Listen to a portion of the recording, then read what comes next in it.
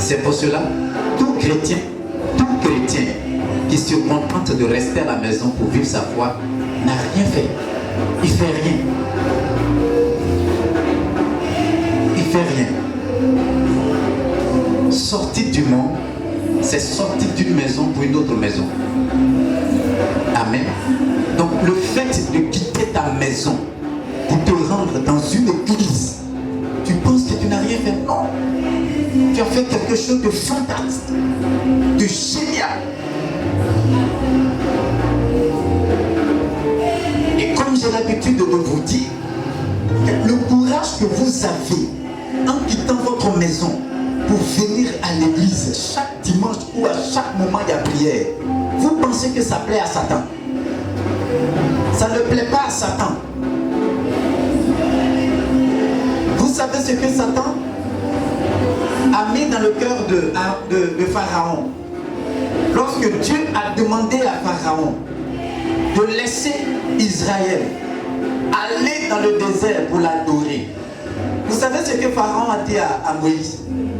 Pharaon dit à Moïse, va dire à ton Dieu que je ne suis pas contre que son peuple adore, mais moi je lui demande de laisser son peuple ici en Israël pour l'adorer. Pardon, ici en Égypte pour l'adorer. Est-ce que vous me suivez? Dieu, il veut que son peuple adore dans le désert en quittant Égypte. Lui, il dit à Dieu, laisse ton peuple t'adorer chez moi ici. Dieu dit non, je veux un mouvement. Je veux qu'il quitte l'Égypte pour quelque part d'autre. Est-ce que vous me suivez? Donc, parfois dans la vie de certaines personnes, le diable a dit, oh, tu es chrétien déjà, tu peux rester chez toi à la maison et prier. Et il pense que c'est quelque chose de génial. Dieu même me comprend. Dieu même sait que même à la maison, si je prie, même si je ne vais pas à l'église. En fait, le plan de Satan, c'est que tu restes à la maison et que tu ne comprennes pas que dans le processus de Dieu, c'est quitter sa maison pour sa maison. Quitter toi ta maison pour la maison de Dieu. C'est le premier processus. Dans la relation avec Dieu, c'est apprendre à quitter sa propre maison pour atterrir dans la maison de Dieu et passer du temps. Tout chrétien qui n'a pas compris ça, on appelle ça sortir du monde. Quitter pour aller quelque part. Sortir d'un monde pour se retrouver dans un autre monde. Donc, le plus souvent, les gens vous encouragent. C'est pas grave, quand tu es à la maison, tu pries, c'est bon. Non, ils ne t'encouragent pas bien. Ils sont en train de tuer ta foi. C'est ce que Pharaon dit. Mais ton peuple va t'adorer. Mais si ton peuple est ici en Égypte, est-ce qu'il ne t'adore pas? Dieu dit non, moi on ne m'adore pas comme ça. On se déplace pour aller là où moi je crée pour m'adorer. Parce que j'ai trouvé Canaan. Dieu a prévu Canaan pour Israël pour l'adorer là-bas. Lui dit non.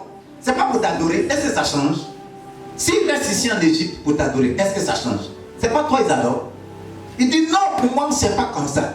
Non, par moment la position de Dieu fait qu'on ne comprend pas la façon dont on le sait. Donc le fait de quitter ta maison pour venir à l'église, oh, si tu voyais dans le ciel ce que tu créais, tu n'allais pas rester chez toi à la maison. Tu allais chercher à te rendre toujours dans la maison de Dieu. Et tu peux t'acclamer toi-même pour l'effort que tu fais.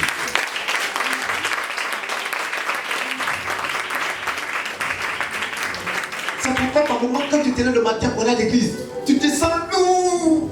Tu ne sais pas que c'est un combat. Le diable ne veut pas que tu partes dans la maison de Dieu. Il ne veut pas parce qu'il connaît le premier point. C'est ça. Il connaît. C'est pourquoi David dit, je suis dans la joie. Quand je quitte ma maison pour aller dans celle de Dieu, je ne sais pas, mais il y a quelque chose qui se passe en moi. Il ne peut pas savoir. Parce que c'est caché. Tu te sens lourd. Dimanche, quand on va à l'église, tu te sens lourd. Tu tournes sur toi. J'ai la vie à laver. Ma chaussure est sale, elle a lavé. Mon torchon est sale, elle a lavé. Tout est sale en même temps. C'est ce jour-là que tout est sale. Tu fais tout pour que tout devienne sale ce jour. Parce que vous ne savez pas le monde dans lequel nous sommes, le monde spirituel qu'on a choisi de vivre, c'est un combat. Et chaque fois que vous êtes sur le point de faire un bon pas, Satan va venir pour créer quelque chose pour vous décourager. Dès que vous êtes sur le point de faire un bon pas, attendez-vous un combat. Vous allez vous sentir lourd, faire, vous allez paresser. Il y a quelque chose qui va attirer votre attention. En fait, juste pour ne pas que ce qui doit être fait soit fait. Et il y a toujours quelque chose, on se dit nous-mêmes pour nous encourager. C'est pas grave. Si, c'est grave. C'est grave. Parce que le fait de ne pas quitter ta maison, surtout un sabbat, un dimanche, ne pas quitter ta maison pour la maison de Dieu, tu viens d'attrister le ciel. Ça attriste le ciel. Et les anges qui sont censés te garder sont découragés. Parce qu'ils ont pris rendez-vous avec le Créateur. Ils ont pris rendez-vous avec le Créateur par rapport à toi, ce jour. Et toi, tu n'es pas parti. Donc si tu n'es pas parti, ils ne vont pas partir pour te laisser. Mais ils sont découragés. Ils sont là, mais ils n'agissent pas. Ils sont là, mais ils ne défendent pas. Parce qu'ils ont envie d'être dans la présence du Maître. Mais être là-bas avec toi. Et toi, tu as décidé de laver ta chaussure ce jour-là. Tu as lavé ta chaussure là pendant 3 heures du temps. Tu sais où tu sais. La seule chaussure-là, ça brille, ça rebrille. Ça brille, ça rebrille. Ça brille, ça rebrille. Mais ce n'est pas encore fini. Tu vas chercher maintenant la semelle. La semelle, elle va briller, ça va rebriller, comme si ça peut toucher le sol. Juste parce que tu ne sais pas, tu ne connais pas le premier processus. Amen. Donc le fait de quitter sa maison pour aller dans la maison de Dieu. Dites-moi, la toute première fois que Jésus a été violent, c'était où? Où ça? Dans la maison, dans le temple. C'est la première fois. Mais donc, la première question de réfléchir, pourquoi ce jour-là Jésus devient violent comme ça? Pour une simple maison. Non, c'est pas une simple maison. Hein? Quand tu vois ça, une simple maison, lui il voit ça, le monde de Dieu qui est représenté dans cette maison. Il est étonné que les gens sont en vente des moutons, des bœufs, des dents. C'est devenu un magasin. Vous ne partez pas là-bas pour faire ce qu'il faut faire, vous partez pour faire autre chose. Ça l'énerve. Donc allez-y comprendre pourquoi Jésus ne fait pas là dans la maison de Dieu, là où on doit se retrouver. Mais parce que c'est le premier processus de la vie d'un homme avec Dieu. Quitter sa maison pour se retrouver dans la maison de Dieu. Amen. Amen. Donc quand tu quittes ta maison pour aller dans la maison de Dieu, sois content. Parce que tu viens de vaincre Satan. Lui ne voulait pas que tu y ailles, mais tu viens de le vaincre. Gloire à Jésus. Amen. Le deuxième point ou processus donc à suivre, c'est abandonner le péché. Le plus souvent vous dites, je vais me rendre dans la maison de Dieu quand je vais abandonner le péché. Allez, c'est quoi que tu fais? Je vais me rendre à l'hôpital quand je serai guéri. Ça te dit? Est-ce que ça te dit? Tu es souffrant. Va à l'hôpital. Non. Je me rendrai à l'hôpital quand je serai guéri. Je suis sûr que si tu es en face d'une personne qui te dit ça, tu risques de lui dire que sa batterie est déchargée. Il y a un problème qui va. Il y a un problème qui se passe. En fait, le plus souvent, c'est ce terme que vous employez sans que vous le sachiez. Non, moi je ne suis pas encore prêt. Quand je serai prêt, il y a parti à l'église. C'est de quel prêt tu veux? Tu ne peux pas être prêt toi-même. C'est Dieu qui peut te rendre prêt. On n'abandonne pas ses péchés par sa propre force. C'est l'Esprit du Seigneur qui t'aide à abandonner un péché. C'est pourquoi on va devant Dieu en abandonnant ses péchés. Non, on va avec ses péchés devant Dieu. Et Dieu nous débarrasse de nos péchés. Mais si tu t'en vas et que tu as laissé tes péchés derrière, tu vas chez Jésus pourquoi encore? Si tu es déjà propre. On ne va pas chez Jésus propre. On va sale et puis nous rend propre. Maintenant, toi tu veux partir propre. Lui là, c'est quel rôle il va jouer dans ta vie? C'est pas si tu me comprends. Tu me comprends? Donc voici des thèmes que le plus souvent vous entendez, que vous employez sans vous rendre compte. Non, comme j'ai commis l'erreur aujourd'hui là, je ne vais pas partir à l'église. Mais c'est à cause de ça que vous partez même. C'est pour ça même que tu dois partir. Parce que si tu ne vois pas celui qui pardonne, ne va pas te pardonner. Ce n'est pas un te cachant qui te pardonne. Ce ne sont pas par tes propres efforts que tes péchés sont pardonnés. Non, non, non, dis à quelqu'un, non, non, non, non, non. Je n'ai pas entendu, non, non, non, non, non. Non, non, non. Ce ne sont pas par tes propres efforts que tes péchés sont pardonnés. Si ce n'est pas à cause de nos efforts, il y a longtemps, on est parti en enfer. Est-ce que tu me comprends? La première étape, sortir du monde. Sortir du monde, c'est quitter sa maison d'abord pour aller à l'église. Va à l'église tel que tu es. Ne cherche pas à changer. Ce n'est pas toi qui te change. Toi, va à l'église. Seulement de quitter ta maison et te rendre dans une église. Prends attache avec une église. Rends-toi fidèle à l'atmosphère de l'église. Reste. Ça, c'est le premier point. Le deuxième point, à partir du moment maintenant que tu es dans une église, on va te dire comment faire pour quitter le mal. Jésus va t'apprendre à triompher de ton mal. Parce que tu peux pas. Si tu pouvais le faire depuis ton enfance, tu l'avais fait, tu l'aurais fait, pardon. D'accord? Si tu pouvais abandonner un péché, depuis longtemps tu l'aurais fait. C'est parce que tu ne peux pas le faire que Jésus est là pour t'aider. Donc si tu as un ami qui te dit, non, quand le jour que j'ai arrêté de fumer et partir à l'église, dis-lui, le jour où tu seras guéri pour aller à l'hôpital, tu ne trouveras pas médecin. Parce que les médecins ne sont pas là pour ceux qui sont guéris, mais ceux qui sont malades. Donc Jésus n'est pas là pour ceux qui sont propres, mais ceux qui sont sales. Donc quand on va à l'église, ce n'est pas parce qu'on a abandonné ses péchés, on est propre qu'on va à l'église. Mais c'est parce qu'on est rempli de saleté qu'on va à l'église. Alors prends ta cigarette et puis va à l'église avec ça. Oui. Il faut partir là-bas, c'est là-bas là, on enlève cigarette. C'est pas dehors on enlève cigarette. Quelqu'un m'attend? Ça te choque pas, j'espère? Ça te choque? C'est bien. C'est là-bas, c'est à l'église. C'est à l'église qu'on enlève l'impudicité. C'est pas dehors. C'est à l'église qu'on enlève quoi? Drogue, tout ce que vous savez. C'est pas dehors. C'est pourquoi parfois quand j'entends certaines personnes qui disent pourquoi c'est à l'église qu'on fait tout ça? Mais où? C'est où on enlève ça? C'est à l'église.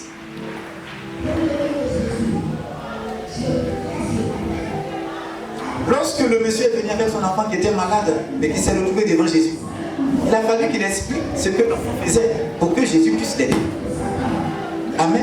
Amen. Donc par moment, c'est quand on va à l'église que certaines choses te démontrent que Jésus peut nous aider à abandonner. Ça, c'est la deuxième étape.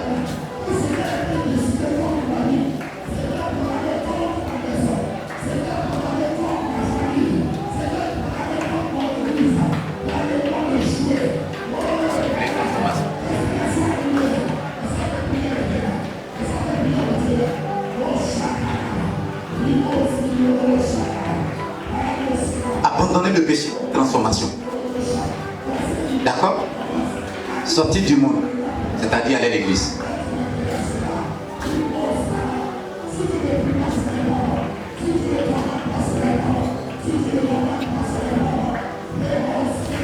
Première étape, sortir du monde, aller à l'église. Deuxième étape, abandonner le péché. Maintenant que tu es parti à l'église, on t'apprend maintenant à abandonner le péché. Maintenant que tu as fini d'abandonner le péché, la troisième étape.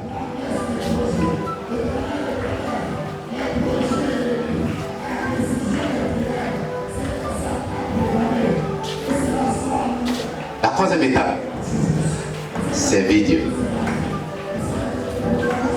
Est-ce que tu suis? Est-ce que tu suis? La première étape, sortir du monde, aller à l'église. Deuxième étape, pendant que tu es à l'église, tu abandonnes le péché. Troisième étape, après avoir abandonné le péché, servir Dieu. Qui a compris? Qui a compris? Donc, Ça, ce sont les choses basiques. Donc, si tu n'arrives pas à comprendre ça, tu vas t'en foutre tellement. Et parfois, il y a certaines choses à l'église que tu risques de ne pas comprendre. Tu seras choqué de tout, partout et pour rien en même temps. Parce qu'il y a des étapes. Pour supporter certaines choses à l'église, il faut connaître les étapes. Quand tu maîtrises les étapes, il y a certaines choses que tu supportes facilement. D'accord. D'accord? Première étape, qu'est-ce qu'on fait? Sortir du monde où? Prendre l'engagement d'aller à l'église.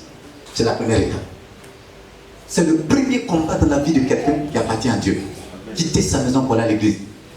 Ah, de toute façon, c'est un combat pour beaucoup de personnes. Parce que tout ce que tu vois autour de toi, tu vas trouver comme argument, comme prétexte. De toute façon, il a plu au-dessus là. Et pourtant, malgré la pluie, il y a des gens qui sont allés à l'église. Mais toi seulement là, si ça te touchait, tu allais t'éteindre. Près des feux. Hein? Tu allais te fondre.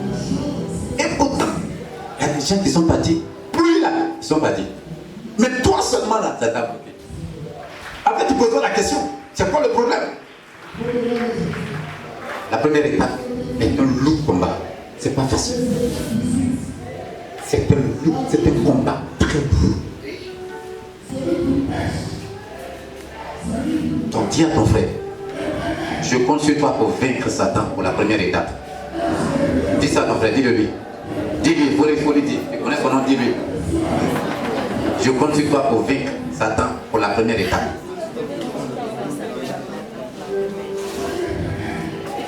Parce que c'est comment aller s'asseoir à l'église, c'est là qui est important. Là. Partir à l'église. Façon, c'est difficile.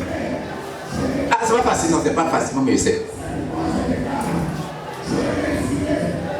Parfois même tu es assis là-bas et puis tu te souviens que à l'église de Mampati, c'est la même chose. En fait, tu penses, le diable te fait savoir tout ce qu'il faut savoir pour ne pas partir. Et toi aussi tu l'acceptes.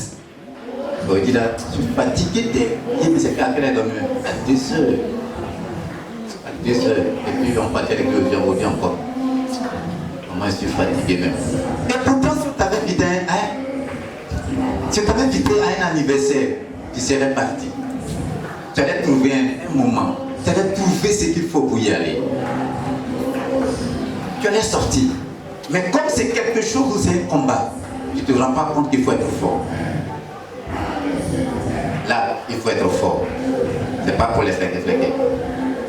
Si vous voyez plusieurs de vos frères, parfois, qui n'arrivent pas à venir, pour d'autres, c'est question de transport, c'est vrai. Pour d'autres, parce qu'ils sont malades.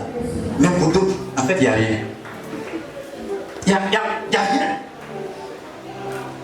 Il te dit carrément, quand j'appelle certaines personnes, pour demander plus, et puis parfois on me dit, j'avais oublié. Bon, pour ne pas te choquer, vous connaissez ma diplomatie. Je vais, ok, c'est pas grave. C'est pas grave, enfin le voit prochainement. Sinon en vérité, les yeux étonnés. Comment tu peux étonner? Quel dimanche quelqu'un te dit j'ai oublié? En fait, c'est pas de sa faute, c'est un combat. Gloire à Jésus. Amen. C'est pourquoi je demande au groupe d'intercession, en priant, de mettre toujours l'amour de Dieu, de prier pour que Dieu mette son amour dans le cœur de son peuple. Que Dieu mette l'amour de sa présence, de sa maison, dans le cœur de son peuple. Vous ne pouvez pas vous déplacer facilement, aller voir une personne, si vous n'avez pas l'amour de cette personne dans votre cœur. C'est difficile. Donc en quittant votre maison, pour aller dans une autre maison, si vous ne trouvez pas un intérêt personnel, vous n'aurez pas la force d'y aller. La deuxième étape, la transformation. Et j'insiste, on n'est pas transformé par soi-même, on est transformé par l'Esprit de Dieu. On ne change pas par ses propres efforts, on est changé par le Saint-Esprit. Et comment ça se fait? Commando, viens. C'est vrai qu'on nous dit chaque jour que Dieu va te changer. Et puis parfois vous entendez aussi des gens qui vous disent fais un effort aussi pour changer. C'est vrai, non? Voici comment le mouvement du Saint-Esprit agit dans nos corps. Une fois, je vous ai donné un exemple. Le Saint-Esprit ne peut pas te sortir d'un problème s'il ne lui donne pas l'envie d'avancer. Du coup, comment il s'appelle? Commando n'a pas envie de bouger. Et puis, t'as pas envie de bouger, vous t'arrêtez bien. Et puis, le Saint-Esprit vient. Est-ce que ça va marcher? Est-ce que ça va marcher? Dans ce cas, en allant à l'église, même 20 ans, tu ne bougeras pas de ta place. Tu vas être là, tu es allé là, tu ne bouges pas. Mais si la personne a une envie de bouger, il est plus facile pour le Saint-Esprit de t'aider à avancer avec rapidité. Le Saint-Esprit accélère l'action de l'homme. Le Saint-Esprit parfait, il rend parfait. Donc il parfait l'action de l'homme. Le Saint-Esprit n'impose pas l'action de l'homme. Est-ce que tu m'as entendu? Est-ce que tu m'as entendu? Amen. C'est comme un enfant qui a envie de devenir ingénieur. Il a cette envie. Ça est dans son cœur. Et les parents qui ont les moyens, ils font quoi? Ils soutiennent le projet de l'enfant. Bon, l'enfant, le papa lui pose la question. Tu veux devenir ingénieur? Tu veux vendre galettes? Tu veux faire couture? Bon, tu veux vendre orange? Tu veux conduire bus? De vous à moi. Vous êtes fait causer ça la grâce nous le dit. Mettez-vous à la place du Saint-Esprit dans cette action. Qu'est-ce que vous allez faire? Vous allez faire quoi? Abandonner. À un moment donné, un tel parent, il ne dit plus rien. Il ne va pas investir dans quelque chose dont ton cœur n'est pas. Il attend voir qu'est-ce que tu veux devenir. Amen. Voici comment le Saint-Esprit parfois, il est avec nous, il ne dit rien. Il attend qu'on prenne conscience qu'il y a quelque chose que nous-mêmes nous faisons qui n'est pas bien.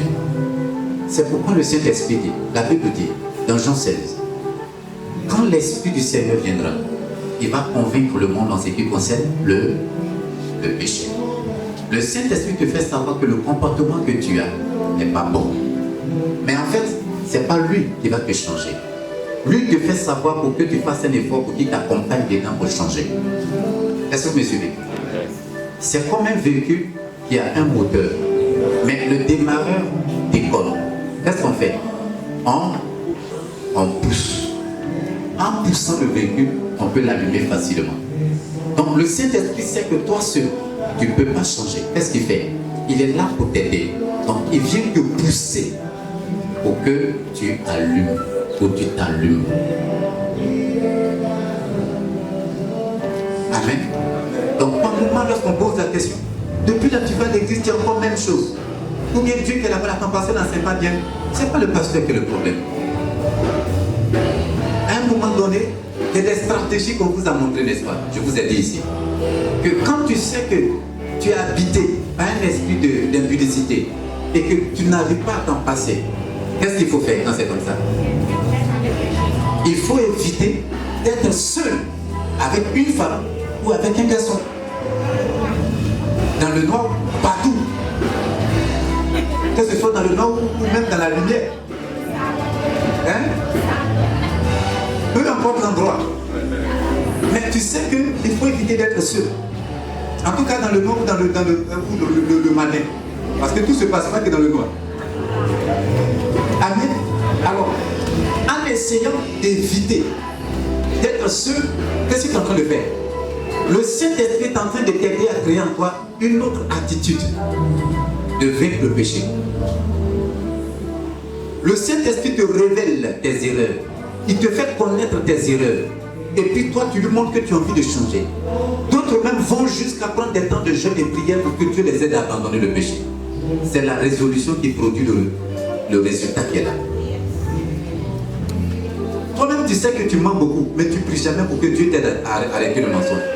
Dieu comprend par là que tu n'as pas envie d'abandonner. Sinon, tu allais trouver des moyens et faire un effort sur toi d'abandonner le mal. D'accord?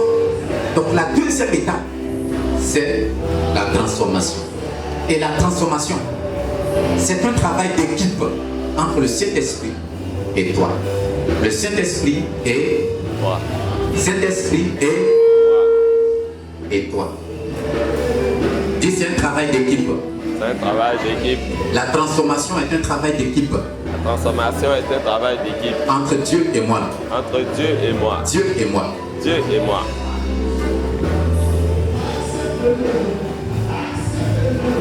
Merci.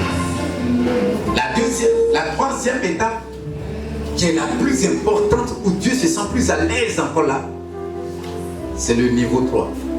Le niveau 3 qu'on appelle le service ou servir Dieu. Tu quittes ta maison, tu vas à l'église.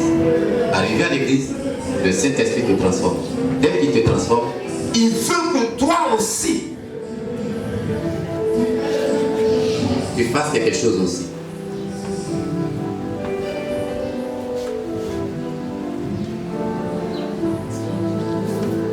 Est-ce que tu comprends? Parce qu'il a besoin de toi pour reproduire le même chemin. Il a besoin de toi pour ça. Est-ce que tu m'entends? Donc dis le service. Le service. Et le service en question, comment on appelle ça? On appelle ça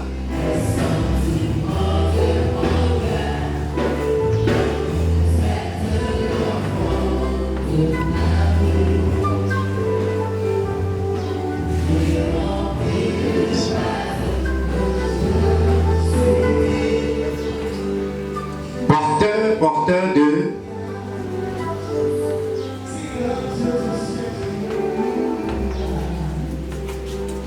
on appelle ça porteur de vision et de vie. Porteur de vision et de vie de Dieu. Et je veux en parler avec vous ce matin. Je veux t'aider à comprendre quelque chose pour atteindre un niveau spirituel encore élevé. Est-ce que tu es prêt ce matin? Dis à quelqu'un, je suis un porteur de vision. Je suis un porteur de vision. Oh, il n'a pas bien entendu. Dis-le lui.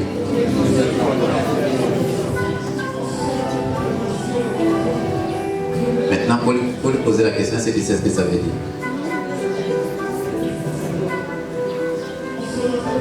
Est-ce que c'est ce que ça veut dire? Dis, je suis un porteur de vision. Je suis un porteur de vision. Nous prenons nos livres dans Matthieu chapitre 3. Pardon, Matthieu chapitre 1. On va voir ça encore tout à l'heure. Matthieu chapitre 1. Pour ceux qui notent, notez-les, ça vous fera du bien. Ayez un cahier dans lequel vous allez noter tellement de choses. Parce qu'après, quand vous allez vous asseoir, aujourd'hui j'ai noté tellement de choses. Quand j'étais fidèle, saint, aujourd'hui ça m'aide. Quand je prends mes vieux cahiers, les enseignements que j'ai reçus m'aident aujourd'hui. Je fais référence à tous ces enseignements aujourd'hui et ça m'aide. Matthieu chapitre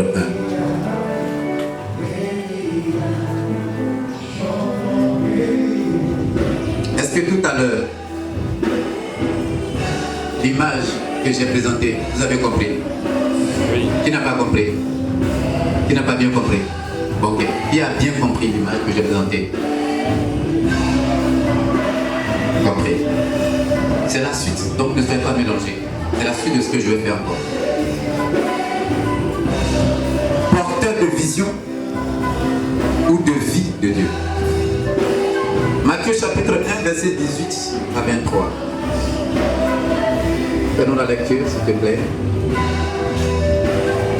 Matthieu chapitre 1, le verset 18 à 23. Matthieu chapitre 1, verset 18. Au verset 23, je lis la parole pour le nom de Jésus.